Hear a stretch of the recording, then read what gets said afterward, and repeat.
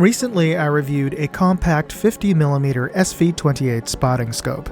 This is its big brother, the 70mm SV28.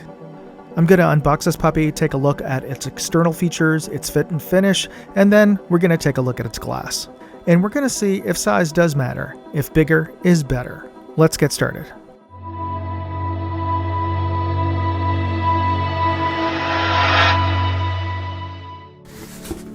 Okay, this is the SVBony SV28 spotting scope. This is the 70mm version. Specifically, it is a 25 to 75 power by 70mm spotting scope. And this is an SV28 similar to the SV28 model I previously reviewed, but that was a 50mm scope.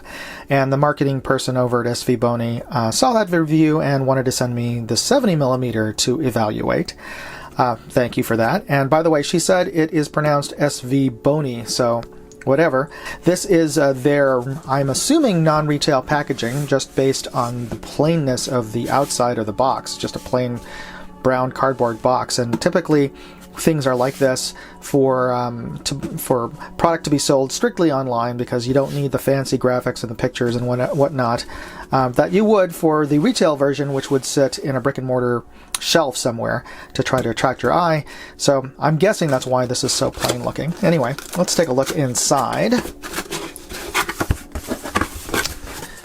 And we have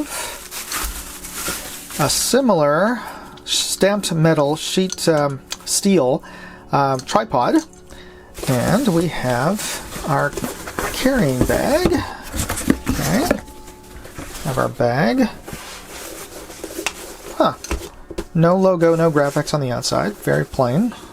And inside we have some soft velvet separator here. That's for placing between your tripod and your scope. And let's take a look. And we have the scope, we have a microfiber cleaning cloth, instructions, and, well, it has a strap already included. Okay, so let's take a look at this scope. And wow, this lens cap, the rear lens cap, really is barely on there, so that would have been nicer if they had this fitted a little better. And it does have a front lens cap, and oh, look at that, check that out. Look at how much of a gap there is on the integrated sunshade there. That is okay. I must manage to push that into place, but it still does not bode well in terms of overall fit and finish. Okay, so I'm going to open it up. Oh, the tube is plastic. Okay, and alright.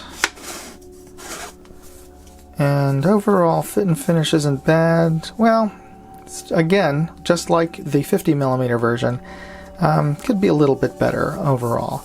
It's got a front focus knob, which turns smoothly, and the rear eyepiece has the magnification. It moves the entire eyepiece, and can you hear that? Yeah, it feels like it's grinding a little bit. Not very smooth.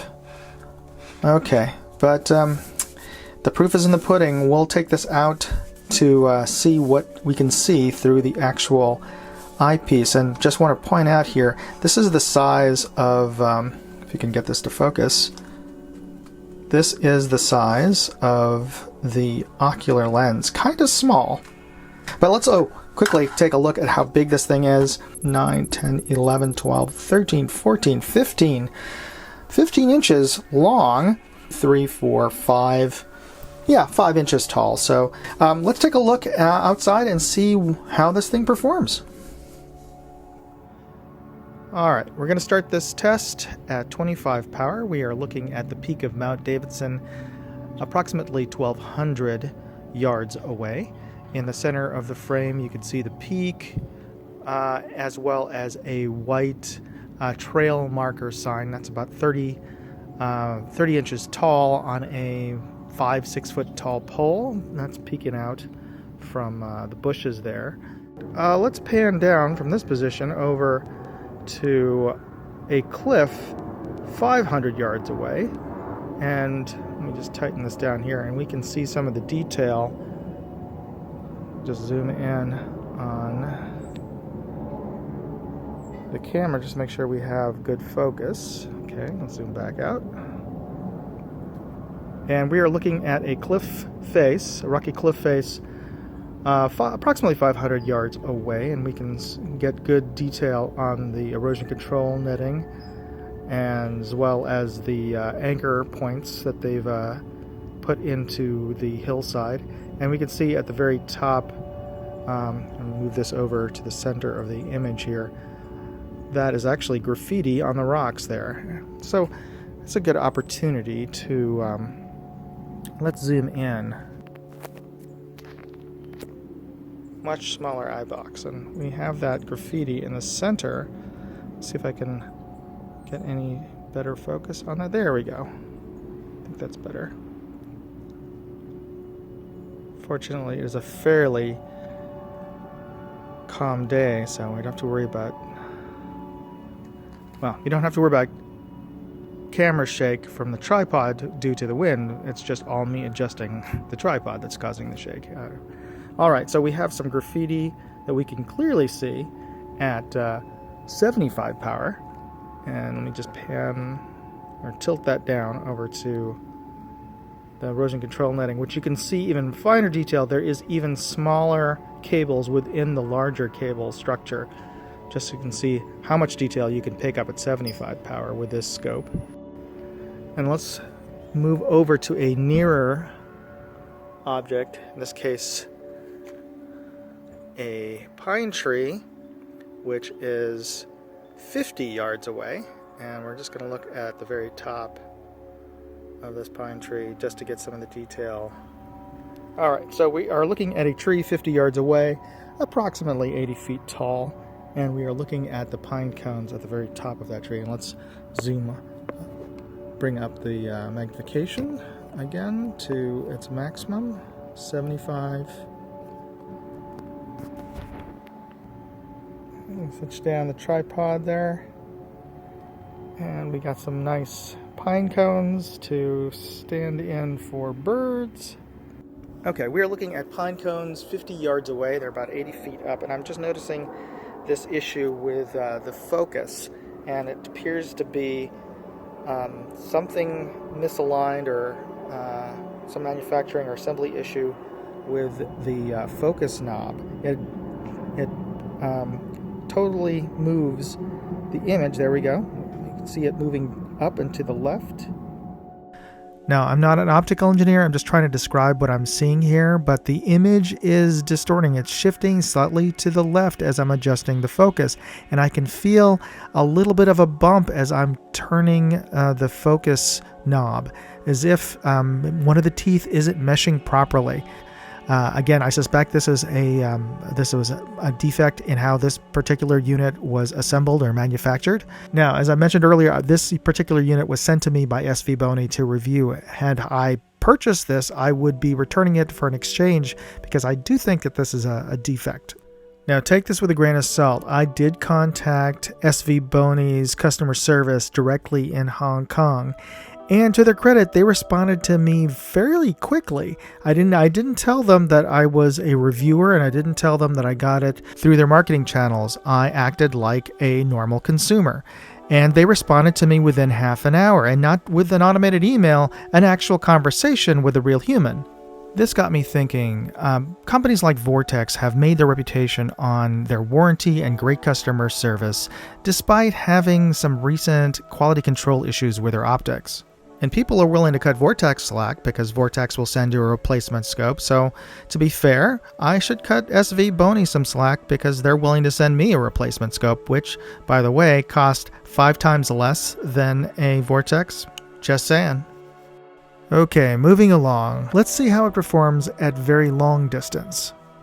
We are looking at radio towers on a hilltop approximately 5 miles away at 25 power. Now, our atmospheric conditions, we've got quite a bit of marine haze this morning, so the image is not going to be as vibrant or as contrasty as it could be, but you know, these are natural conditions here.